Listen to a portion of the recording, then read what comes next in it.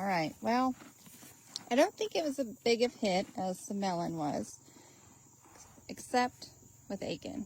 Aiken really liked the watermelon rinds.